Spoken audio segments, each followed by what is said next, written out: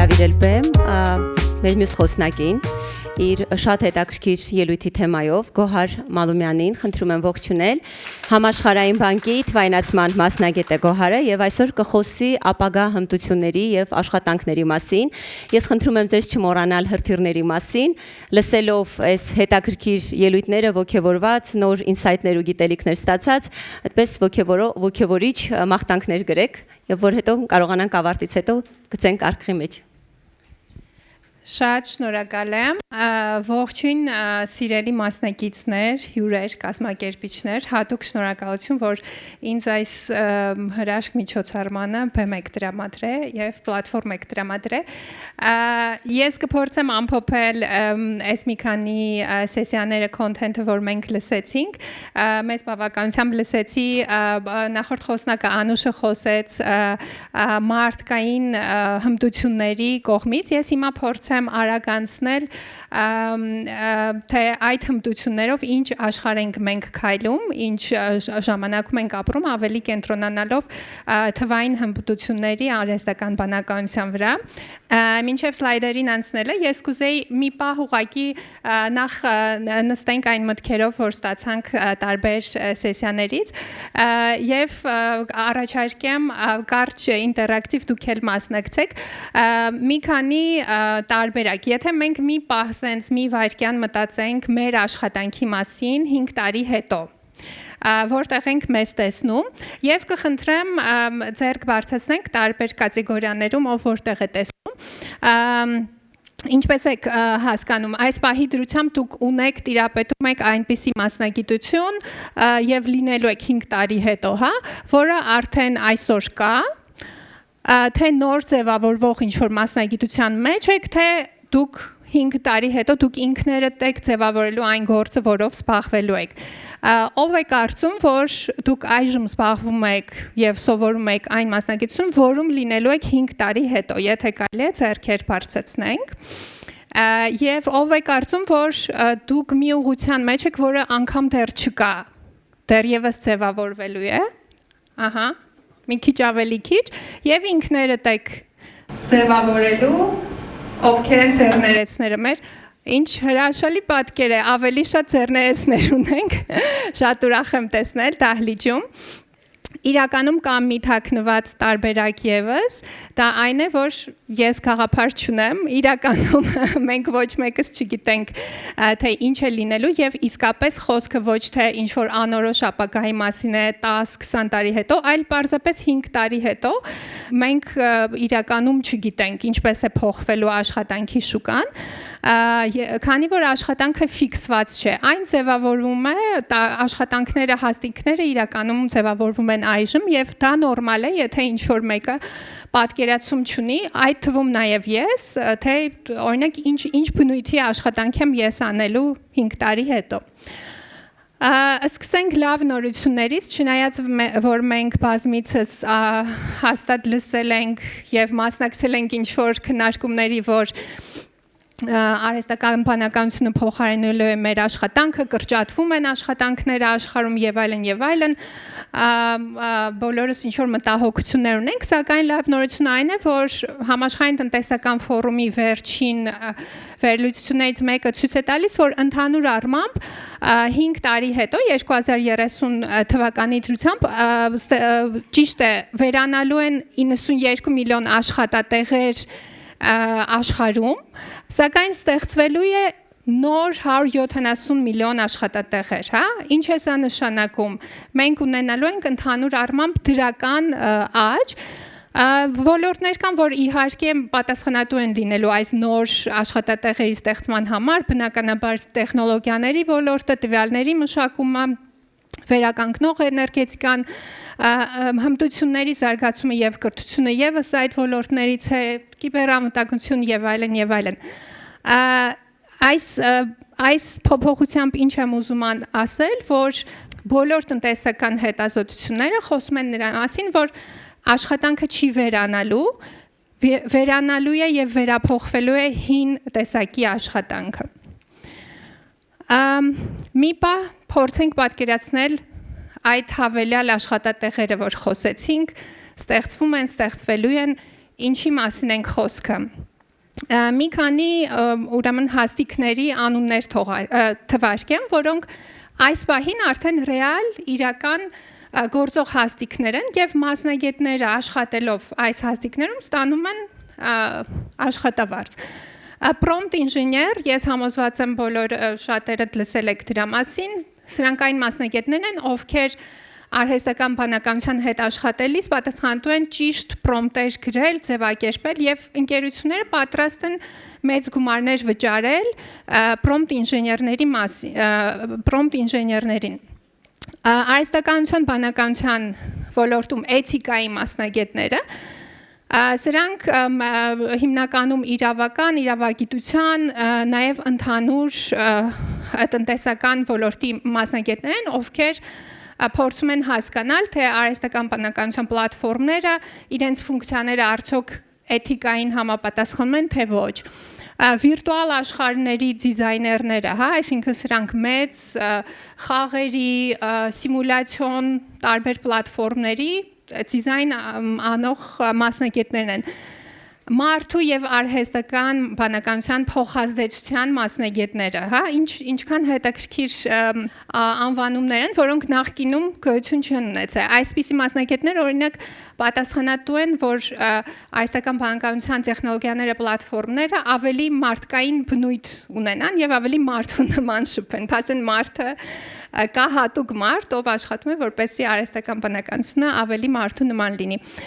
Եվ շատ հետաքրքիր, որ իմ համար էր բացահայտում, երբ որ աշխատում էի, փորձում էի այս սլայդերը ձեզ համար կազմել, մեմերի մասնագետ, օրինակ շատ ընկերություններ իրենց մարքեթինգային իրենց մարքեթինգային գործիքների մեջ օգտագործում են մեմեր, որոնք որ ավելի շատ լսարան են ներգրավում։ Այստեղ փաստորեն մենք տեսնում ենք, որ կան աշխատանքներ, որոնք ընդամենը մի քանի տարի առաջ, 5 տարի առաջ ընդհանրապես գոյություն չունեին, եւ կան աշխատանքներ, որոնք այս պահին գոյություն չունեն, բայց ընդամենը մի քանի տարի հետո ունենալու են, եւ հետեւաբար մենք պետք է պատրաստվենք մեր հմտություններով, այլ ոչ թե պատրաստվենք ինչ-որ հաստիքի համար։ Ուրեմն բնականաբար արդեն նշեցինք, որ արհեստական բանականությունը պատասխանատու է այս փոփոխությունների համար եւ գտնվում է ետնաբեմում։ Այն ճիշտ է, մեծապես կարող է փոխարինել կրկնվող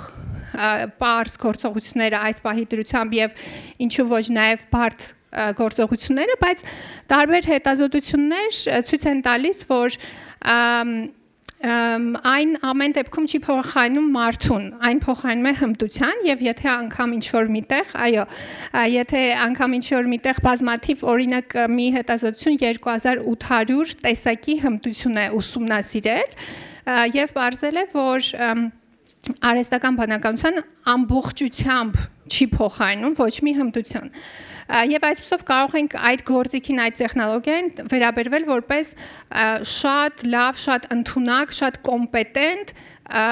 պրակտիկանտ, մեզ համար ինչպես ասում ենք intern,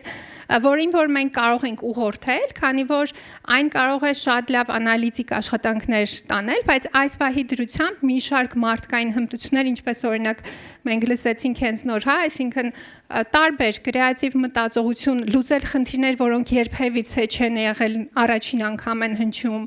կամ կարեկցանք, տարբեր տիպի հմտություններ, միայն մարդը անհատը կարող է ուղղորդելով, օգտագործելով տեխնոլոգիան իրականացնել այդ աշխատանքները։ Չնայած լավ նորություններին նաև կուզեի ուշադրություն դարձնենք մարտահրավերներին, ամեն դեպքում մարտահրավեր կա, ամեն դեպքում տեխնոլոգիաները ավտոմատացում եւ փոխարինում են մի շարք աշխատանքներ եւ ցավոք այդ աշխատանքների մեծ մասը երիտասարդ մասնագետների աշխատանքներին է վերաբերում։ Այսինքն, ինչպես ենք մենք օրինակ մտել աշխատանքի շուկա։ Մենք սովորել ենք, եղել ենք անփորձ մասնագետ, սկսել ենք ինչ-որ որպես intern, ինչպես ասեցինք, որպես պրակտիկանտ, սկսել ենք պարզ գործողություններ անելով, ինչ-որ data հավաքելով, պարզ հաշվետվություններ, այդպես սովորել ենք, աճել ենք, մեր որակը բարձրացել է եւ կարիերայի աստիճաններով կամաց-կամաց բարձրացել ենք։ Այժմ երիտասարդները ավարտում են իրենց համալսարանական կրթությունը եւ փորձում են այդ նույն ճանապարհով գնալ, բայց մի շարք ընկերություններում այդ առաջի աստիճանը արդեն իսկ փակված է, հա, ինչպես դա նշանակում է, ինչպես երիտասարդները միանգամից երկրորդ սանդուղքի վրա հայտնվեն, եւս, այսինքն աշխատանքները կան, բայց փոփոխված է ոչ թե աշխատանքի քանակը, այլ այդ սանդուղքը, որով պետք է սկսել բարձրանալ եւ քայլել առաջ։ Այստեղ նաեւ ուղղակի կարճ հետաքրքիր մեջ բերեմ վիճակագրություն, կրկին հետազոտություններ տարբերություն են տալիս, որ յուրաքանչյուր հավելյալ թվային հմտություն բերում է հավելյալ աշխատավարձ եւ այդ աշխատավարձը այդ հավելյալ 2.6% աշխատավարձ շատ ավելի բարձր է զարգացող երկրներում ինչպես Հայաստանն է, հա, քան զարգացած երկրներում։ Ինչու? Որովհետեւ տիրապետել թվային հմտություններին, տեխնոլոգիաներին տիրապետելով դու ավելի առանձնանում ես այնպիսի երկրներում, ինչպես Հայաստանն է միջին մակարդակից, քան ավելի զարգացած երկրներում։ Իսկ արհեստական բանականության տեխնոլոգիաների տիրապետումը ոչ տեխնիկական դերերում ըստ տարբեր միլիոնավոր ուրեմն հաստիկների հայտարարությունների ուսումնասիրության բերում է լրացուցիչ 25-ից 35% հավելյալ վարձատրություն։ Այսպիսով ես համոզված եմ, որ այսօր դուք կգնաք որոշակի մտքերով այն բոլոր բովանդակությունից, որ լսեցիք, եւ փորձեք հասկանալ դուք որ սեգմենտում եք, հա, գտնում, այսինքն եթե դուք այսօր պատկերացնում եք, որ մի քանի տարի հետո ձեր աշխատանքը այնպիսի աշխատանք է, որը կարող է ամբողջությամբ փոխարինվել արհեստական բանականությամբ, կամ դուք կարող եք օգտագործել այն եւ ավելի բարձրացնել ձեր արտադրողականությունը, կամ դուք գտնվում եք այնպիսի մի սպეციფიկ նիշայում, որտեղ անգամ դեռևս ձևակերպված չեն աշխատանքները, անկախ նրանից թե դուք որ սեգմենտում եք գտնվում, միանշանակ թվային գրագիտություն, տեխնոլոգիաների տիրապետումը ձեզ օգնելու է ձեր իսկ հաջորդ փուլին գնալը ձեր սեգմենտում։ Այս ծրագիրը բնականաբար հենց փակում է թվային գրագիտության հմտությունները, ինչպես մենք լսեցինք, ներկայացվեցին շատ կարևոր տարբեր հմտություններ, բովանդակության ստեղծում, թվային գործիքների տիրապետում, կոմունիկացիա եւ այլն, եւ դրա հետ մեկտեղ բնականաբար մարդկային հմտությունները, որ դուք կզարգացնեք եւ կուղորդեք այս թվային հմտությունները կիրառելու համար ձեզ կօգնեն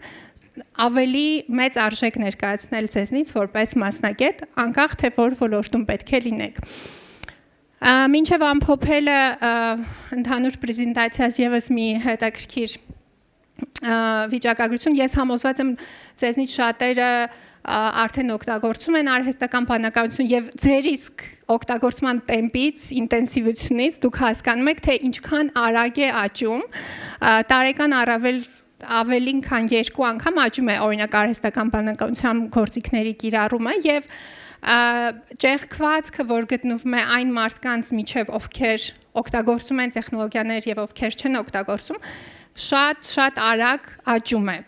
Այնպես որ պետք չէ սպասել, պետք է սկսել ուղին եւ այս ծրագիրը հենց այն կամուրջն է, որ անկախ նրանից թե դուք որ փուլում եք թվային գրագիտության, ես համոզված եմ, որ ցես կտանի դեպի ձեր հաջորդ փուլը։ Եվ այսպես ես սա իմ այսպես ասած տեսլականն է, ես կարծում եմ ապագայի մարդը ոչ թե ապագայի մասնագետը ոչ թե նա է, ով ամենաշատ տեխնոլոգիական գիտելիքներն ունի, տեխնիկական գիտելիքներն ունի, այլ այն մարդն է, որ ունի ունակություններ ցուցաբերել հետաքրքրասիրություն, լինել վստահ իր թվային կարողությունների մեջ եւ այն մարդն է, որը կարող է հարմարվել ցանկացած փուլում նոր գիտելիքներին ձեռք բերել նոր հմտություններ եւ պատրաստ լինել այդ պահի դրությամբ ապագա կոչվող տնտեսությանը։ Շնորհակալություն, այսքանը իմ կողմից։